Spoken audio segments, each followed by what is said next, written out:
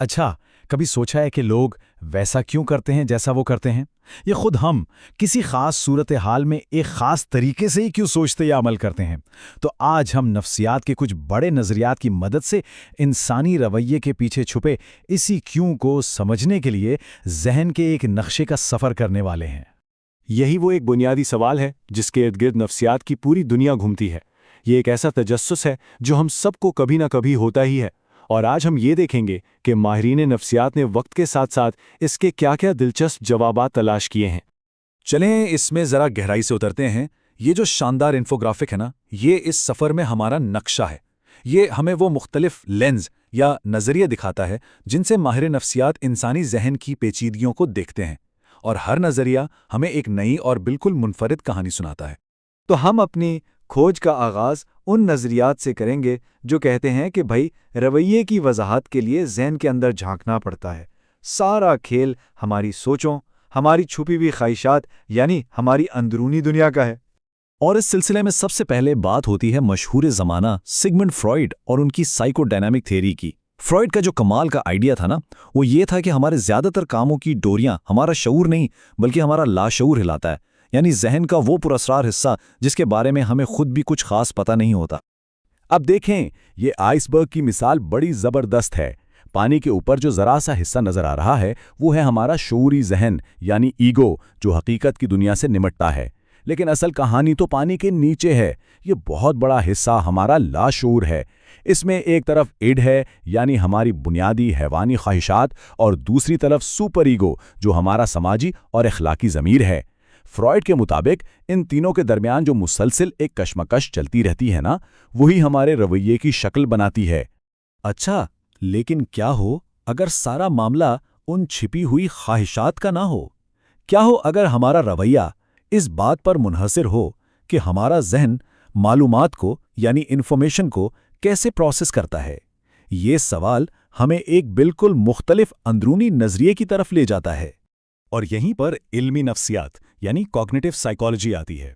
ये नज़रिया कहता है कि जहन को एक सुपर कंप्यूटर समझें।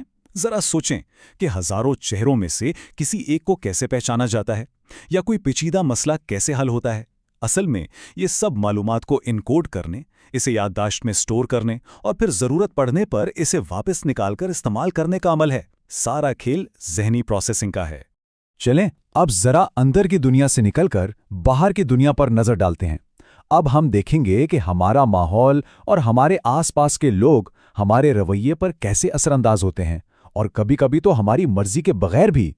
रवैया जाती नफ्सियात या बिहेवियरल साइकोलॉजी का नज़रिया बड़ा सीधा साधा है। इसके मुताबिक हम जो कुछ भी करते हैं वो हमने अपने माहौल से सीखा होता है। ये नज़रिया इस पर ज़्यादा ध्यान नहीं देता कि दिमाग के अंदर क्या चल रहा है, बल्कि सिर्फ उन रवैयों को देखता है जिनका मुशाहिदा किया जा सकता है। ये नज़रिया दो बड़े दिलचस्प तरीकों से काम करता है। पहला है क्लासिकल कंडीशनिंग। सोचें, कभी ऐसा होता है ना कि कोई पुराना गाना सुनकर एकदम से कोई खास याद ताज़ा हो जाती है। ये इसलिए कि जहन ने उस गाने को उस याद के साथ जोड़ दिया है। और दूसरा है ऑपरेंट कंडीशनिंग। सीधी सी बात है, अगर एक बच्चे को कमरा साफ करने पर शाबाशी मिले तो बहुत मुमकिन है कि वो ये काम दोबारा भी करे। यानी हमारा रवैया अपने नतीजे से सीखता है। इनाम मिलने पर मजबूत होता है और सज़ा मिलने पर कमज़ोर। तो रवैया जाती नफ्सियात तो देखती है कि इनाम और सज़ा जैसे माहौलियाती अवामिल कैसे काम करते हैं, लेकिन हमारे माहौल में सबसे ताकतवर चीज़ क्या है? वो हैं दूसरे लोग। और यहीं से समाजी नफ्सियात का आगाज़ होता है, जो ये देखती है कि सिर्फ दूसरे लोगों की मौजूदगी ही हमारे सोचने और अमल करने के अंदाज को कैसे बदल देती है। और यहाँ पर ग्रुप डायनामिक्स का एक बड़ा ही हैरानकुन पहलू सामने आता है। हम अक्सर ग्रुप के दबाव में आकर मुताबिकत इख्तियार कर लेते हैं, यानी वो करने लगते हैं जो सब कर रहे हैं, चाहे वो ठीक हो या ना हो। या फिर किसी अथॉरिटी वाले की बात आंखें बंद करके मान लेते हैं सिर्फ इसलिए कि उनके पास इख्तियार है। ये समाजी असर और रसूख की ताकत है।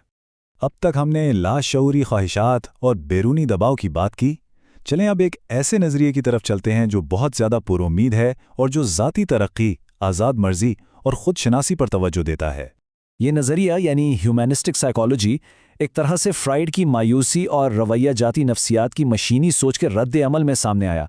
इसने इस बात पर जोर दिया कि इंसान सिर्फ लाशऊरी ख्वाहिशात या माहौल का कैदी नहीं है, بلکہ اس میں اپنی زندگی کو بہتر بنانے اور اپنی صلاحیتوں کو مکمل طور پر استعمال کرنے کی ایک فطری خواہش موجود ہوتی ہے۔ اس کی سب سے بہترین مثال میسلو کا مشہور اہرام ضروریات ہے۔ اسے ایک سیڑھی کی طرح سمجھ لیں۔ جب تک بنیادی جسمانی اور تحفظ کی ضروریات پوری نہ ہوں، انسان محبت یا عزت نفس کے بارے میں نہیں سوچتا، اور جب یہ سب بنیادیں مضبوط ہو جاتی ہیں تب وہ خود شناسی کے آخری زینہ تک پہنچنے کی کوشش کرتا ہے، یعنی اپنی بہترین ممکنہ ذات بننا۔ یہ نظریہ صرف کتابوں تک محدود نہیں بلکہ اسے مینجمنٹ میں ملازمین کو متحرک کرنے کے لیے بھی استعمال کیا جاتا ہے۔ اچھا، تو اب جب کہ ہم نے ان مختلف راستوں کو دیکھ لیا ہے تو ان سب کو جوڑ کر ایک بڑی تصویر بنانے کی کوشش کرتے ہیں۔ تو اصل بات یہ ہے کہ ان میں سے کوئی بھی ایک نظریہ اکیلے کسی انسان کی پوری کہانی نہیں بتا سکتا۔ ہر نظریہ اس پیچیدہ پہیلی کا صرف ایک ٹکڑا ہے۔ تو ہم واپس اپنے اسی نقشے پر آتے ہیں۔ اصل سمجھداری اسی میں ہے کہ ہم ان تمام نظریات کو ایک ٹول کٹ کی طرح استعمال کریں۔ کسی شخص کو سمجھنے کے لیے اس کا لاشعور، اس کے سیکھے ہوئے رویوں، اس پر سماجی اثرات اور اس کی ذاتی ترقی کی خواہش، ان سب کو ایک ساتھ دیکھنا ضروری ہے۔